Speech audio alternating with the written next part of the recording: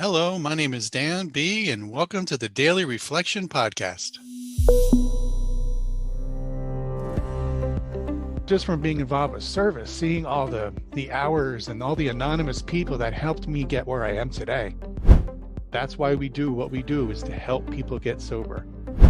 And if I can do it, you can do it. I am no different than you. I am a knucklehead. I still make mistakes. The beauty of it is I don't have to be perfect. I just have to do the best I can and have a willingness to make those amends and atone for the bonehead things that I do on a daily basis. Welcome to the Daily Reflection Podcast with your hosts Michael L. and Lee M. On this show, we try to bring inspiration for those people seeking sobriety through interviews with members of the recovery community sharing their experience, strength, and hope. Through the lens of the Daily Reflections book, each day, a new inspirational passage and a conversation. We are not affiliated with any 12-step or recovery program, but you will hear them mentioned throughout the course of an interview. On today's show, Dan B. from Flemington, New Jersey. Before we get to the show, I'd like to ask a favor. If you're listening on Apple Podcast, give us a rating or a comment. This is going to help us improve the show and expand our reach. We hope you enjoy this episode. Good morning, Lee. How are you? Good morning. It's a great morning. How are you this morning? Fantastic. Another beautiful April day. What's in store for today? So today is April 12th, and we have Dan B. from Flemington, New Jersey in the studio with us today, and he's going to be sharing his experience, strength, and hope around today's daily reflection, which is giving up insanity. Oh, fantastic. Well, Dan, welcome to the show. It's great to have you on the podcast. Thanks for having me. So we get started in the same way every day. We ask the guest to read the daily reflection for the day. Would you help us get started? Sure thing. Giving up insanity. Where alcohol has been involved, we have been strangely insane. Alcoholics Anonymous, page 38. Alcoholism required me to drink, whether I wanted to or not.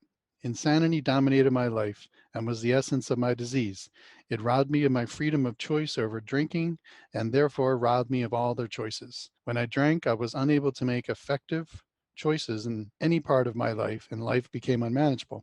I asked God to help me understand and accept the full meaning of the disease of alcoholism. Wow, that sums it up pretty accurately. Thanks for reading, Dan. Before we get started, what's your sobriety date? April 4th, 1993. Well, congratulations. You just had a big birthday. So as you read this, what comes to mind for you first? What comes to me first is the insanity. The word insanity just kind of really stands out. And you know that the same decisions were not being able to be made by me. When I was drinking, I just did. There was not a lot of thinking. There was not a lot of soundness or thoughts about it. You just do. And if someone else was doing it, I joined them. And even in the program, sometimes after falling in the program, when I did, that word insanity has a lot of clear definitions. And I try to Definition of insanity is doing the same thing over and over again and expecting a different result. And so tell me a little bit about what got you into the rooms. What was going on back when you decided to make a change in your life? I was very fortunate. I had a family member reach out to me to intervene in my life at the time. And I was definitely not soundness of mind. I wanted to run. There was a lot of self-pity, a lot of poor me's, and my mother intervened in my life and introduced me to a rehab, or actually an interview at a rehab. And that was kind of the beginning of my journey. I wasn't ready yet. I still had some years to fight this, fight that. However, I'm always very thankful that my mother went above and beyond and kind of, helped me to get on the road that I am today. I don't know if I wouldn't be here today if it wouldn't have been for her help back then. So I was definitely willing. The pain was great enough. And thankfully, the assistance and help that I was getting was lessening the pain. And that was positive, less pain, good, right? For me, it wasn't necessarily any one of like the outside events, like a lot of people with jails. I've never been arrested. I've only been in the back of a cop car once when I locked my keys out of my car.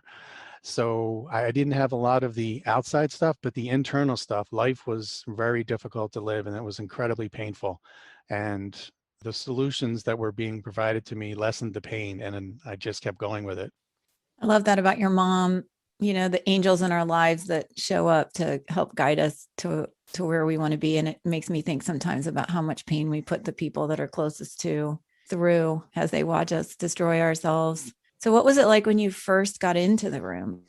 First coming to the rooms, I was fortunate. I came in through Alanon, so it was like right church, wrong pew. So I was fortunate to go to that fellowship for about a year before, all of a sudden I became an alcoholic. So coming into the rooms, from going to Alanon, I knew about the beginnings and, you sit up front and, well, usually with the Alanon it was a circle, so there wasn't really a front. So luckily with that. I was kind of fortunate that some of the basics I had kind of learned and picked up in Al-Anon. I had already started praying when I was in Al-Anon, so I was very fortunate with that. The information that I got, like when my mother first helped me out, I went to a bunch of lecture series. So I had the knowledge, in my head and then the beer in my belly for a few years. So that didn't mix very well at all. As we all know, the pain of that was kind of intense, even more so when I was just drinking without the knowledge. So in the beginning, it was, I came in, sat up front, and it was just, there was this comfort of being in the room. My brain stopped racing and the pain was lessened. I didn't really understand a lot what was being said and was going on, but I just know that I felt better when I left. So I kept coming more and kept coming more. I hear it so often, coming to the program of AA through the back door of Al-Anon. I'm curious about how foundational the things that you heard in Al-Anon from other people sharing. Did you resonate with what they were describing in their relationships? Is that what really triggered you that you may have this thing? I would love to sit here and say yes, but that would be a big old lie.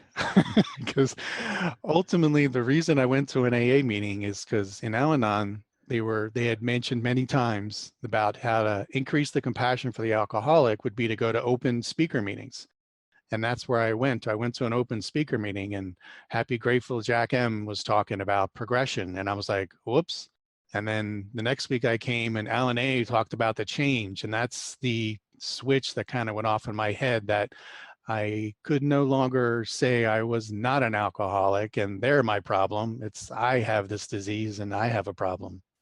More earth angels sharing the story. I also came in through the back door of Alanon, so I can relate to that. But it took me, I don't know, 30 more years or something to recognize that I was an alcoholic. So did you get a sponsor right away? How did you talk about how you got involved in the actual program of recovery? Sure. I was really fortunate. A gentleman I work with, he had a 1 day at a time that was a red cover, and in Al-Anon read 1 day at a time as a blue cover. I knew he was in the program. So when I finally made that decision, I was able to reach out to him and he gave me the acceptance pamphlet, which I still have today. And he gave me a meeting book, which showed all where the meetings were. And I started going to the meetings and there was this wise gentleman who knew of Al-Anon. So he was wise beyond, he was wise. So he became my first sponsor just because he knew what Al-Anon was and he had to be a genius. And he helped me get sober my first year and got me into service and the steps and got me to do a 4-step. And as a conniving alcoholic, I had to do a couple 5th steps because, I forgot to read the one side of the paper that I didn't want to read about that I forgot to read that. Yeah, I think I have a similar story around the 5th step. And the great thing about it is you can always go back. You can always do your 5th and not only your 5th again, but your 4th and get a little bit deeper.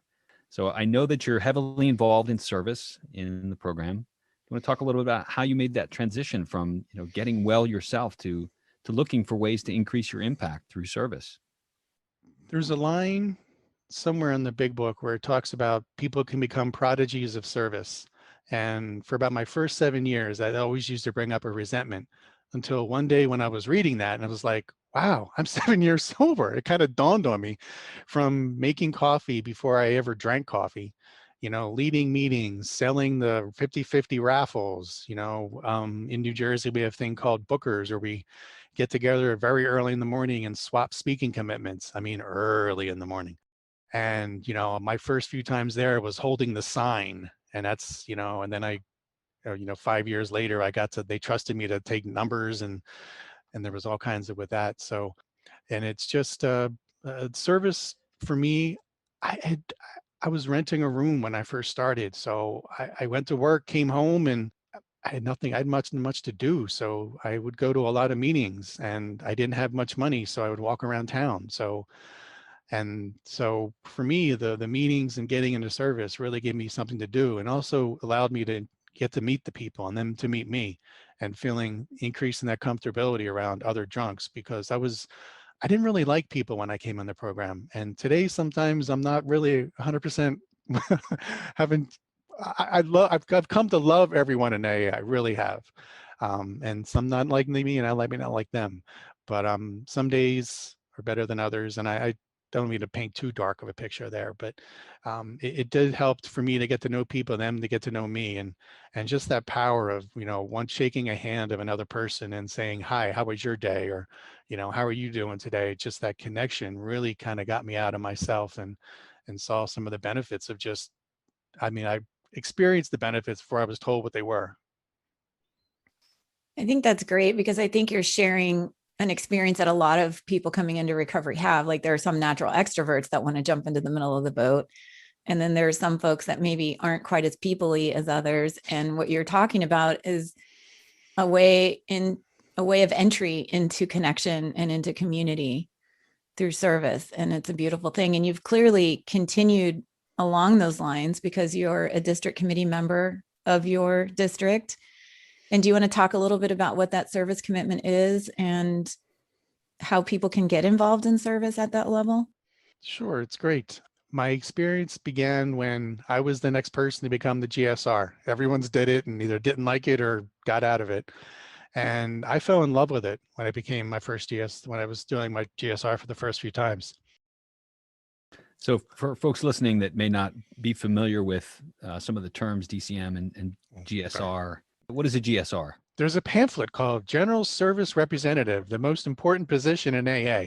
So if you're not familiar with what that is, you can get that pamphlet at aa.org. It's free PDFs. And, it's not the most important person. It's the most important position in AA. Of course, I probably read it as most important person. However, whatever gets you in the door, right? Doesn't really matter as long as you stay in there. So the General Service Representative is the conduit from the groups to the district, the reverse triangle. The groups run AA, then you have a district, and then you have your area. Our area is Area 44 in northern New Jersey, and then your area has a delegate, and then there's 93 areas. Each delegate is a part of that, and in a couple of weeks, they're going to have their yearly general service conference, where all the changes and the requests from the fellowship, could be from anyone, they're all going to be discussed by the area delegates, and they will come to decisions and conclusions on these decisions and information and requests for change and requests for various, items. Thanks for that explanation. And I couldn't help but notice that you got a little emotional as we talked about this. And I feel like I can relate, but I'd like you to share with us, what is it that touches you so deeply?